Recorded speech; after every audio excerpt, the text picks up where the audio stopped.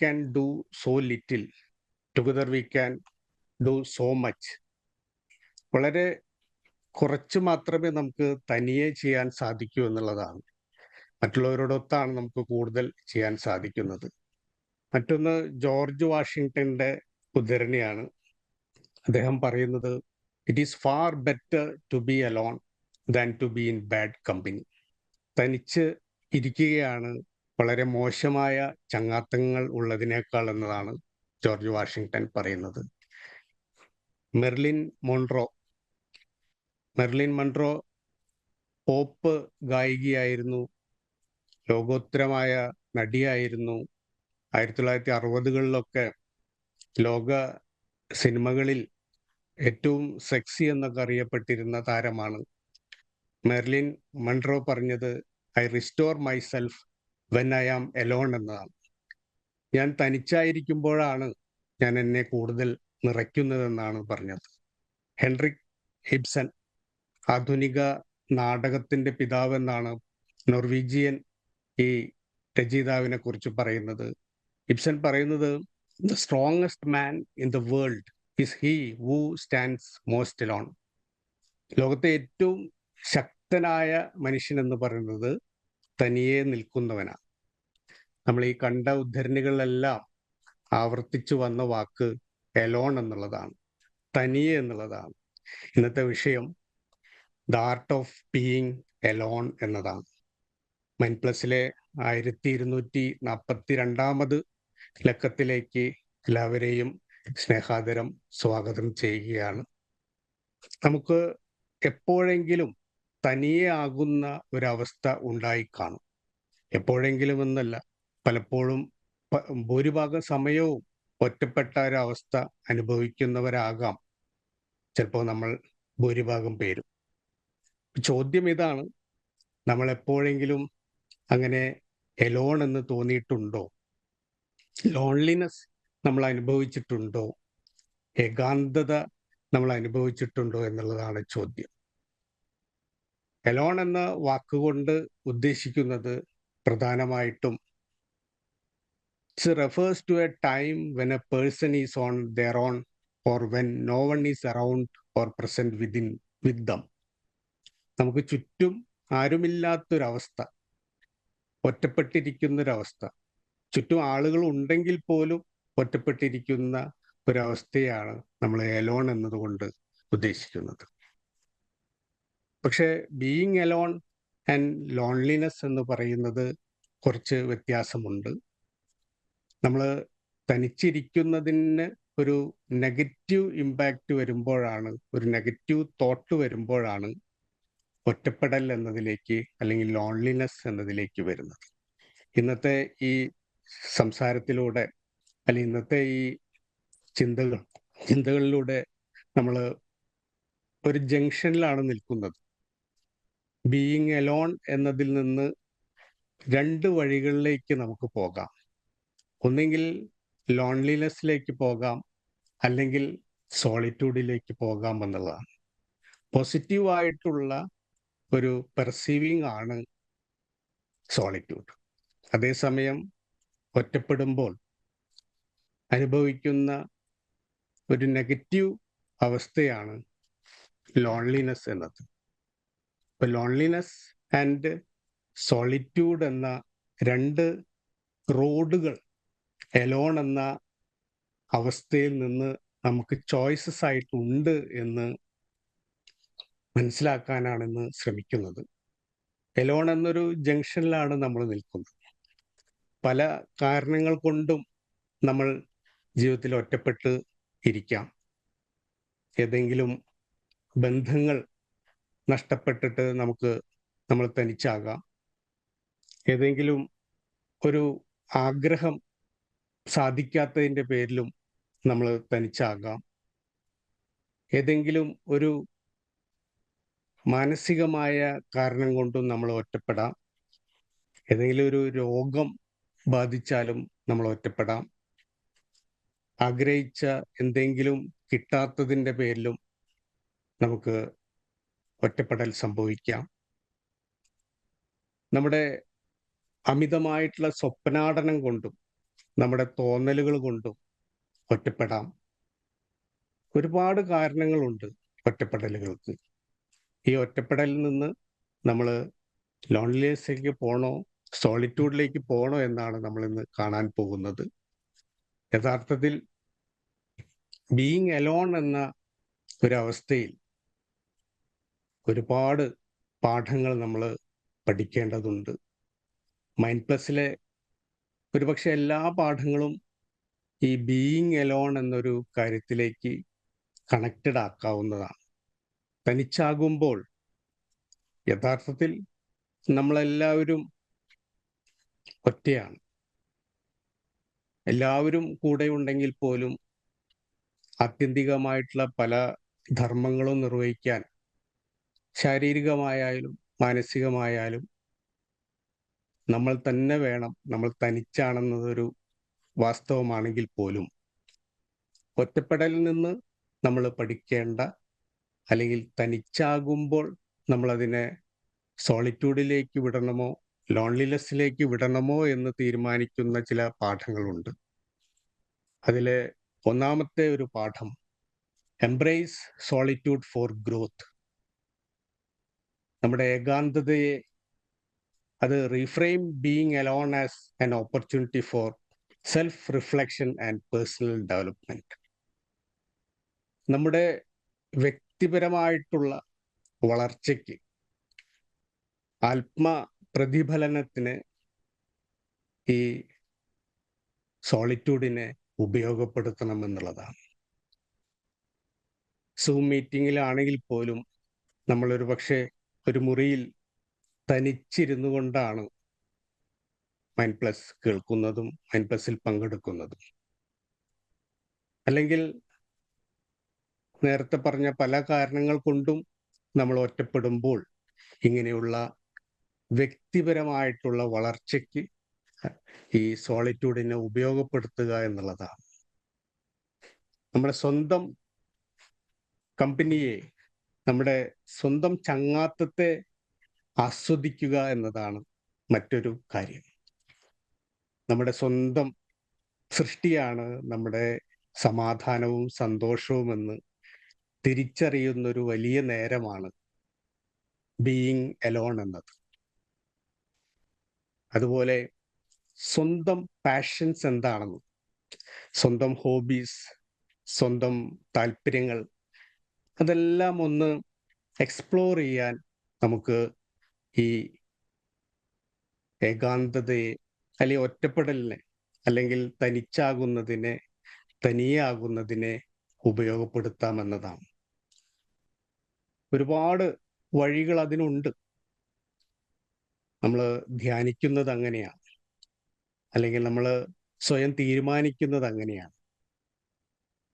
ഒറ്റപ്പെടൽ ഒരു ശാപമായിട്ടോ അല്ലെങ്കിൽ ഒരു ഉപദ്രവമായിട്ടോ കാണുന്നവർ പ്രത്യേകം പരിഗണിക്കേണ്ടതാണ് എക്സ്പ്ലോർ യുവർ പാഷൻസ് എന്നത്. നമ്മൾ തനിച്ചാകുമ്പോൾ നമ്മളെ കൂടുതൽ നമ്മളിലേക്ക് ഇറങ്ങിച്ചെല്ലാനും നമ്മളെ കാണാനും, ഒരു സെൽഫ് സൈറ്റ് എന്നൊക്കെ പറയുന്ന രീതിയിൽ അവനവനെ തന്നെ കാണാനുള്ളൊരു ശ്രമം ഏകാന്തതകളിൽ നടത്തേണ്ടതാണ്. ശരിക്കും നമുക്ക് വേണ്ടി നമ്മൾ ജീവിക്കുന്നുണ്ടോ എന്നൊരു ചോദ്യത്തെയാണ് ഇവിടെ പരിഗണിക്കുന്നത്. ഏകാന്തതകളിൽ അല്ലെങ്കിൽ ഒറ്റപ്പെടലിൽ തനിയാകുമ്പോൾ ആത്മപരിചരണത്തിന്, സെൽഫ് കെയറിന് ഒരു പ്രാധാന്യം നമ്മൾ കൊടുക്കുക എന്നുള്ളതാണ്. Prioritize self care.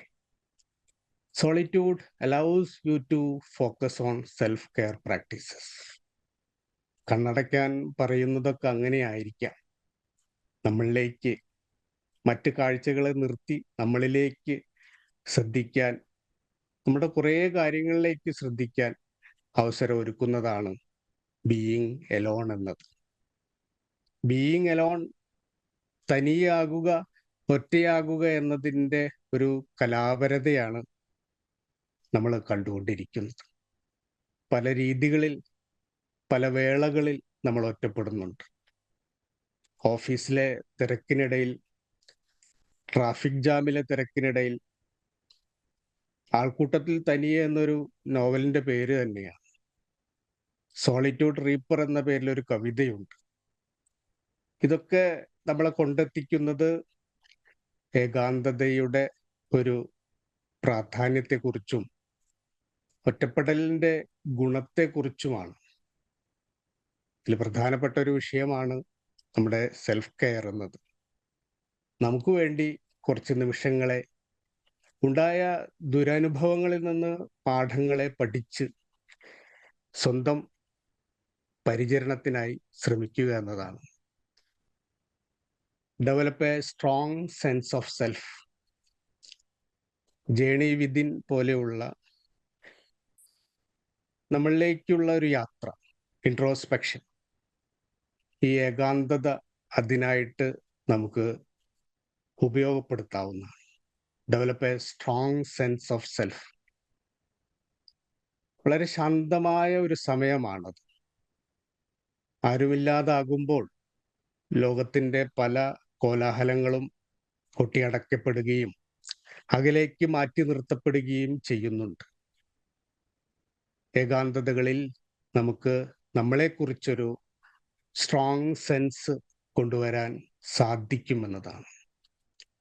ഇനി ഒറ്റപ്പെടുമ്പോൾ, തനിയെ ഇരിക്കുമ്പോൾ ഇത്തരം ഒരു ചിന്തകളിലേക്ക്, ഇത്തരം ഒരു കാഴ്ചകളിലേക്ക്, അവനവനിലെ കണ്ണാടിയെ തിരിച്ചറിയുന്ന, അവനവനിലെ കണ്ണാടിയെ കാണുന്ന ഒരു സുഖകരമായ അവസ്ഥയിലേക്ക് ലോൺലിനെസ്സിനെ സോളിറ്റ്യൂഡാക്കി മാറ്റാനുള്ള ഒരു ശ്രമം വേണമെന്നതാണ്.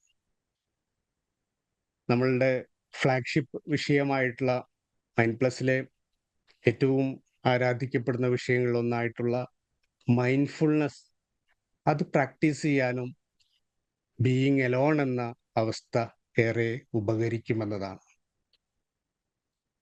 മൈൻഡ്ഫുൾനെസ്സിലേക്ക് എത്തണമെങ്കിൽ ഒരുപക്ഷെ അവനവനിലേക്ക് എത്തുക എന്നുള്ളതാണ്. 5 ഇന്ദ്രിയങ്ങളായാലും 5 അനുഭൂതികളായാലും എല്ലാം നമ്മുടേത് മാത്രമായി ട്രിം ചെയ്യുന്ന, എല്ലാം വെറുതെ നിരീക്ഷിക്കുക മാത്രം ചെയ്യുന്ന ഒരു ആത്മീയമായ അല്ലെങ്കിൽ വിവരണാതീതമായ ഒരു അവസ്ഥയാണ് മൈൻഡ്ഫുൾനെസ്.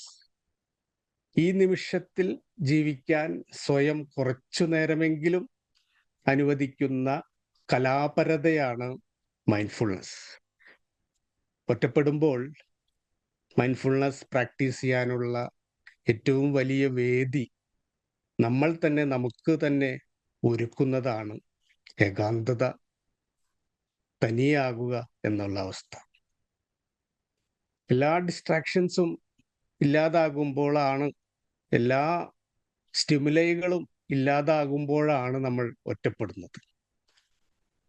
ആ വേദി, ആ അവസരം, ആ അവസ്ഥ, ആ നിമിഷം, അതിനോളം മൈൻഡ്+ അല്ലെങ്കിൽ മൈൻഡ്ഫുൾനെസ് അല്ലെങ്കിൽ സ്വസ്ഥത അനുഭവിക്കാൻ സാധിക്കില്ല എന്നുള്ള കാര്യം തിരിച്ചറിയുക എന്നതാണ് ഏറ്റവും ആവശ്യം.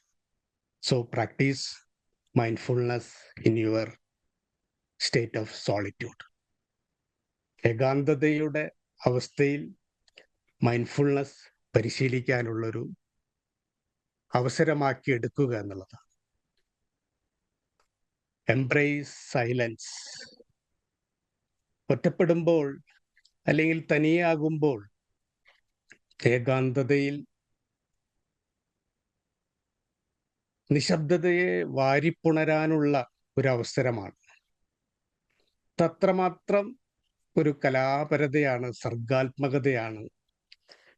ഇങ്ങനെ വാരിപ്പുണരുന്ന ആ ശൂന്യതയിൽ യഥാർത്ഥത്തിൽ നിറവാണ്.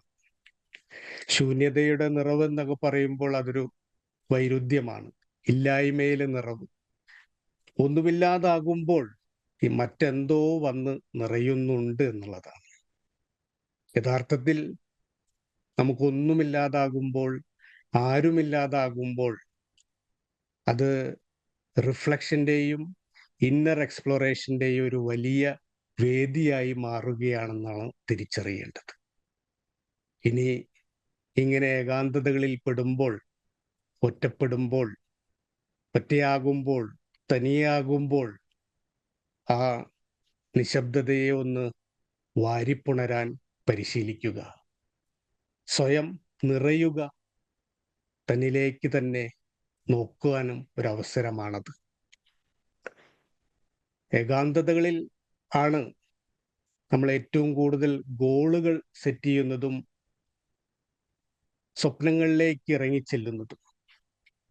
അതൊരു സോളോ ടൈം കൂടിയാണ് ഭാവിയെ ആസൂത്രണം ചെയ്യാൻ.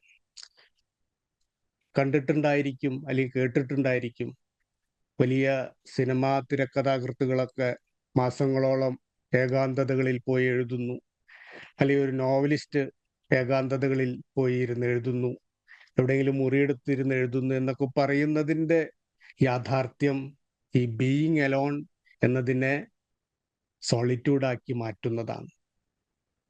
Set goals and pursue your dreams while you are in solitude. വളരെ ശ്രദ്ധേയമായ ഒരു കാര്യമാണ്. Appreciate the freedom of solitude. മറ്റെല്ലാം മാറ്റിവെക്കുക. നമ്മൾ ഏകാന്തതയിൽ അനുഭവിക്കുന്ന ഒരു സ്വാതന്ത്ര്യമുണ്ട്. ഈ ചിത്രത്തിൽ കാണിച്ച പോലെ ചങ്ങലയെ പൊട്ടിച്ച് ആ കിളികളുടെ ഒരു പറക്കലിലേക്ക് നമ്മുടെ മനസ്സെത്തുന്ന ഒരവസ്ഥ. Being alone refers freedom from external pressures. വലിയ ന്യായീകരണങ്ങളൊന്നും വേണ്ട. നമ്മൾ ഒരു കാര്യം മാത്രം ഓർക്കുക, ഏകാന്തതയിൽ അല്ലെങ്കിൽ തനിയാകുമ്പോൾ ലഭിക്കുന്ന ആ സ്വാതന്ത്ര്യത്തിന്റെ സൗന്ദര്യത്തിലേക്ക് മാത്രം നോക്കുക എന്നതാണ് appreciate the freedom of solitude എന്നത്. വീണ്ടും അവസാനം ആവർത്തിക്കുന്നത് ഈ സോളിറ്റ്യൂഡ് വേഴ്സസ് ലോൺലിനെസ് എന്ന കാര്യത്തിലേക്കാണ്. ഈ ഒരു തിരിച്ചറിവുണ്ടായാൽ ഏകാന്തതയും ഒറ്റപ്പെടലും തമ്മിലുള്ള വ്യത്യാസം നല്ലവണ്ണം മനസ്സിലാക്കിയാൽ അത് ആർട്ട് ഓഫ് ബീയിങ് അലോൺ എന്നതാണ്. സോളിറ്റ്യൂഡ് എന്നത് അതിൻ്റെ ഒരു പോസിറ്റീവ് സൈഡും ലോൺലിനെസ് എന്നത് അതിൻ്റെ നെഗറ്റീവ് സൈഡുമാണ്.